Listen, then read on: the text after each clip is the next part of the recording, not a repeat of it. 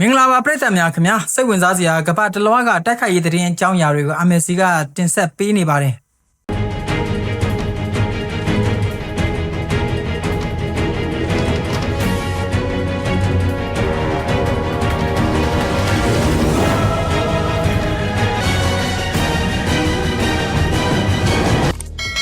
ပထမဆုံးတင်ဆက်ပေးမှာကတော့ Floyd Mayweather ရဲ့ကြေးစားပေါက်စင်ပွဲအကြောင်းဖြစ်ပါတယ်Boxing superstar Floyd Mayweather ကကြေးစားပွဲပြန်ထိုးတော့မယ်လို့ကြေညာလိုက်တာပါဒီနေ့ထဲမှာ Floyd Mayweather ကတရုတ်ပြပွဲတွေစီစဉ်ပြီးသားပါ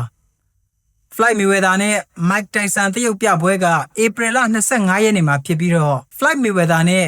Mike Sambidic တရုတ်ပြပွဲကတော့ဇွန်လ29ရက်နေ့မှာပါဖေဖော်ဝါရီလ24ရက်နေ့မှာ Floyd Mayweather က49နှစ်ပြည့်မှာပါတရုတ်ပြပွဲနှစ်ပွဲထိုးပြီးရင်ကြေးစားပွဲပြန်ထိုးမှာလည်းဖြစ်ပါတယ်Floyd Mayweather က Conor McGregor ကိုအနိုင်ရပြီးကြေးစားဘဝကအနားယူခဲ့တာ9နှစ်ဖြစ်ခဲ့ပါပြီ။အဲ့ဒီနောက်မှာတရုတ်ပြပွဲတွေကစားခဲ့ပါသေးတယ်။အခုချိန်မှာကြေးစားပြန်ထိုးဖို့သူဆုံးဖြတ်လိုက်တာပါ။ဧပြီလ18ရက်နေ့မှာ Manny Pacquiao နဲ့ Ruslan Provodnikov တို့ကတရုတ်ပြပွဲ10ကြီးထိုးပါမယ်။ Floyd Mayweather ရဲ့ကြေးစားပြိုင်ဘက်က Manny Pacquiao ပါစက်တင်ဘာလ19ရက်နေ့မှာမကြည်ပွဲထိုးပါမယ်။ဧပြီလ17ရက်နေ့မှာကျင်းပမယ့် UFC 327ပြိုင်ပွဲမှာ Khamzat Chimaev နဲ့ Yuri Prochazka တို့က Light Light Heavyweight Champion လုပ်ကြမယ်လို့လည်းသတင်းတွေထွက်နေပါသေးတယ်။ Light Heavyweight Champion Alex Pereira က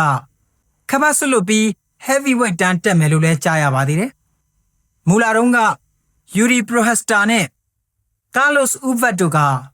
Light Light Heavyweight Champion လုပ်ကြမယ်လို့ကနဦးကြားခဲ့ရတာပါ။ Yuri Prochazka က Light Heavyweight ခပတ်လုခွင့်ရမှာလည်းသိကြနေပါပြီ။ပြိုင်ဘက်ကတော့ Khamzat Chimaev ဖြစ်လာမလား Carlos Uzvat ဖြစ်လာမလားမသိကြသေးပါဘူး။ UFC 327ပြိုင်ပွဲမှာ Joshua Ava နဲ့ Tatsuro Taira တို့ကဒုတိယကောင်ပွဲဖြစ်တယ်လို့ UFC အဖွဲ့အစည်းကတရားဝင်ကြေညာထားပြီးပါပြီ။မေလ9ရက်နေ့မှာကျင်းပမယ့် UFC 328ပြိုင်ပွဲမှာတော့ Alex Pereira နဲ့